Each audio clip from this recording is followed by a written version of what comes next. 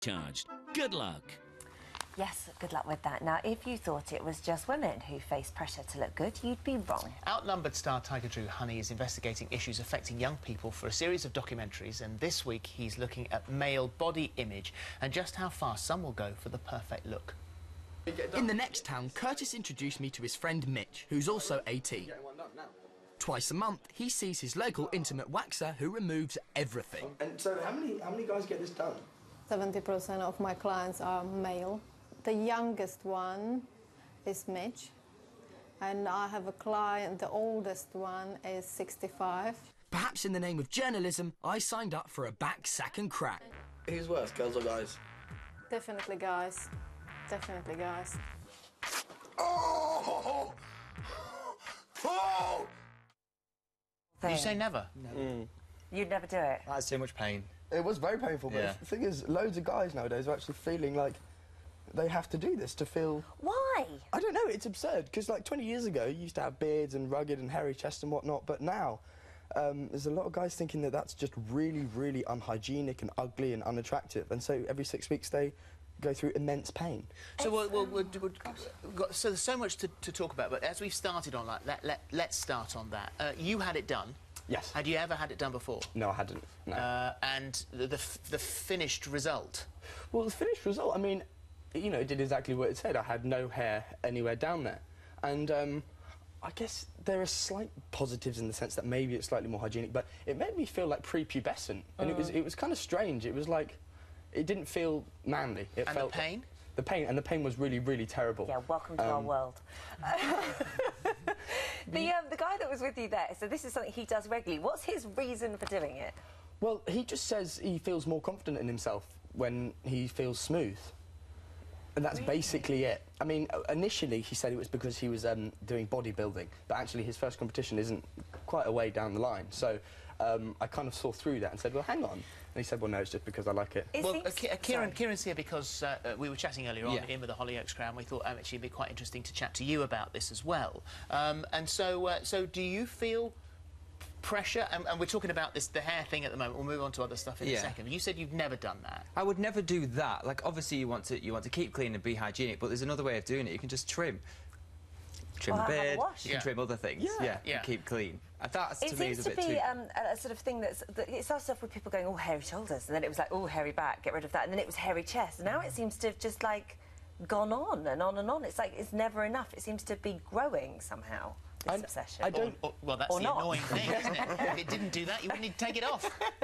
But I think it's this whole kind of cult of selfies as well, with people constantly posting selfies everywhere, editing them, you know, taking 50, make sure they look perfect, and then posting them. We're constantly surrounded by everyone's sort of self-propaganda, and because they look the best that they can look, and it's not a natural look, we feel inadequate if we don't look like that. And because they don't have any hairs, then it makes us feel like we have to do that to be sort of accepted. The hair removal thing is one thing, but actually, during making the documentary, you saw how dangerous this can go, and this was sort of people taking certain things to enhance their bodies, things that had a massive effect on your health.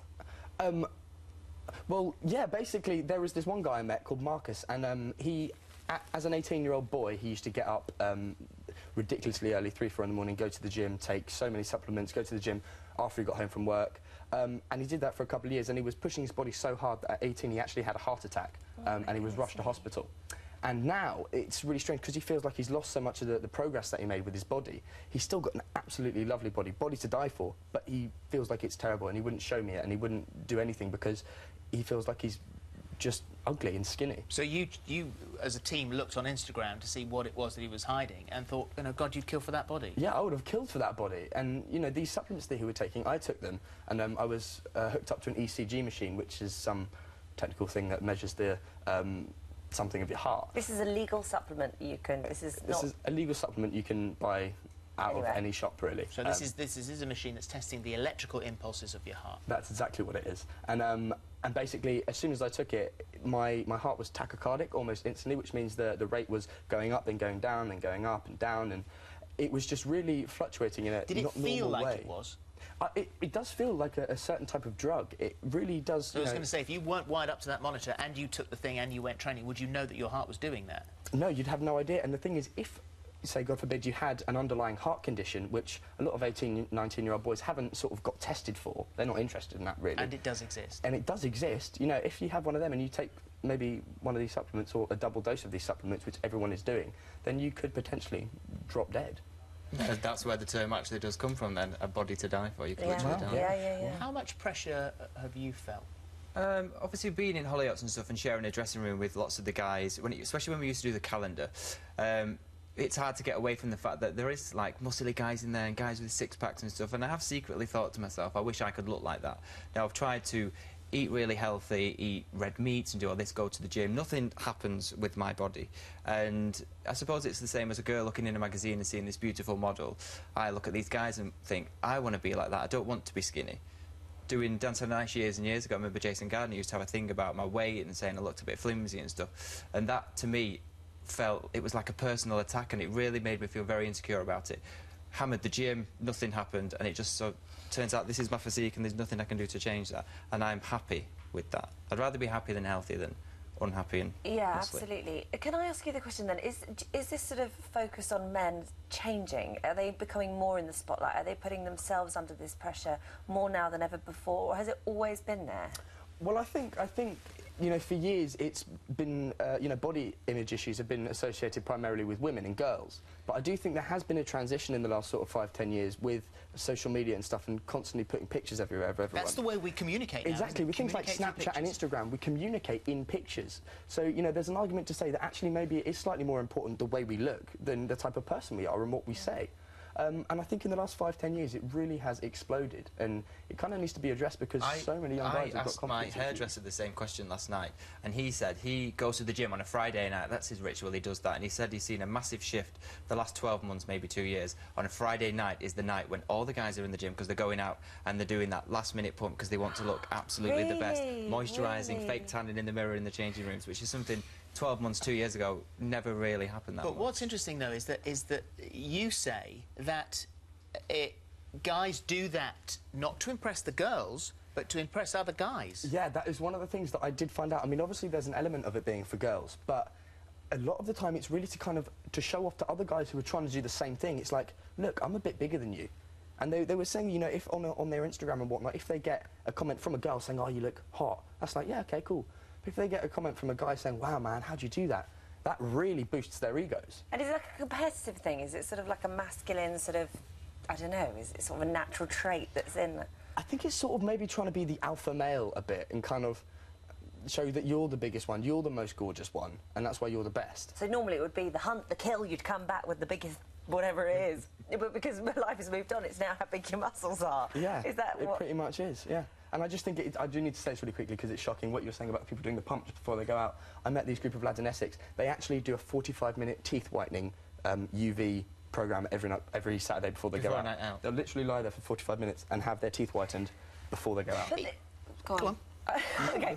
It seems like it's more acceptable, like male grooming is more acceptable, it's more readily available, there's more places you can go and walk in, but you won't sort of...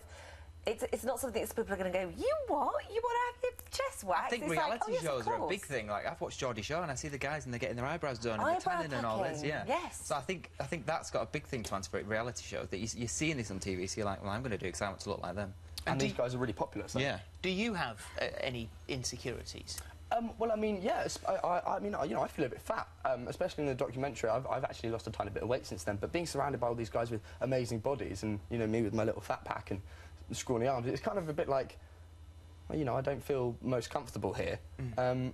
Is there any way out of this, though? Well, I mean, the way out of it is for me to devote the next 5 years of my life to my body. So what about them? What about all the others? What about all the other guys who they're gay or straight, who are looking at themselves thinking, right, OK, I'm going to do this because I'm doing it either for me or for the competition, damn the health issues? Well, I think, you know, if you really want to do it, do it. There is no harm in doing it, but try not to reach a level of obsession where you can't feel happy in yourself unless you have that body. And try and find a limit, because one of the things I learned when I met all these people is they look fantastic, but they're still not happy. There's more they want to strive for. And I think that's the dangerous thing. Reach a level and think, actually, you know what, I am happy.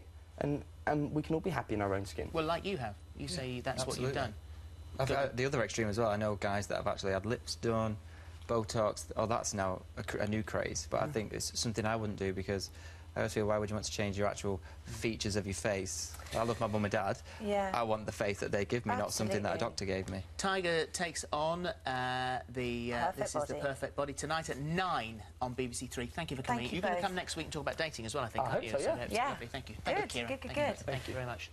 Right, on tomorrow's show, a Maleficent star Angelina Jolie. There's a preview of Britain's Got Talent and Phil Vickery's cooking as well. Bye now. See you. Bye.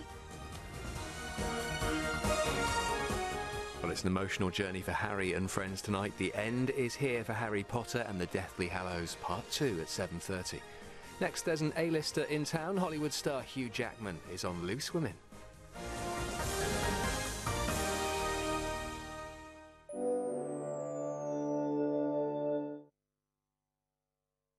Boots sponsors this morning. This week's Celebrity Juice is a special.